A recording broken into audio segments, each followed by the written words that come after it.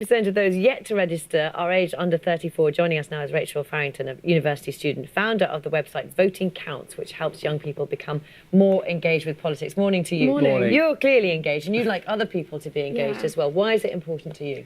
It's really important to me because I'm seeing that the turnout of my age group is only 43% compared to over 65s, which is 78%. And I'm seeing politicians making policy for older generations and not for my generation. And I think if we want to see policy made for my generation, we've got to have people voting to see that our votes can be won. They've just got to make the right policies. Have you seen any changes from the last general election, which was only 2 years ago, to one we're approaching in 2 weeks' time? I think a lot of young people have seen the effect of voting. They've seen Trump, they've seen Macron, they've seen Trudeau, they've seen Brexit, and they're seeing that voting can actually have a massive influence on their lives and the outcome of the country, and I think they want to get involved in that. We know that today, for example, is the deadline. Is it that they're not registered? Many of the people you're talking to, or is that they may be registered, but then even not bother? I think sometimes it is that they're registered, but they don't bother because they live in a safe seat, which is completely untrue. You should still vote if you live in a safe seat. And I think a lot of them feel like uninformed about what the parties believe in. So what do you say to somebody when they say, well, I'm in a safe seat, so I don't need to turn up? What do you say to them? Voting in a safe seat is still really important because you're providing short money to the parties, because funding for political parties is funded on how many votes they get rather than how many constituencies they win.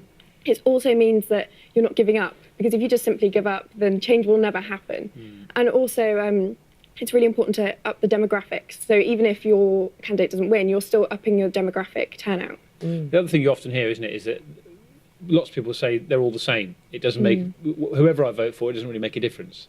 I think if you look at this election, there's big differences in the parties. But I think it's really important to look at your local candidates, because a lot of people vote on who the cabinet are. And I think it's really important to look at who your local candidates are, because they might have a completely different view of the world than the major parties do.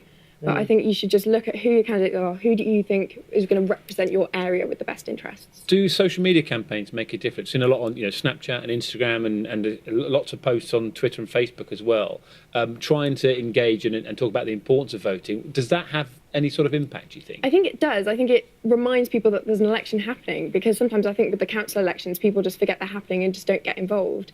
Where I think with the general election having so much press around it, especially on social media, people are pushed to get involved. Well, thank you very much indeed. You're clearly very engaged. And it's midnight tonight, the deadline, so people still have time to get on and register as well. Definitely, and they definitely should. Even if they don't think they're going to vote, they've still got a couple of weeks to decide then. They can decide. Thank you very much indeed. Thank you. Good to talk.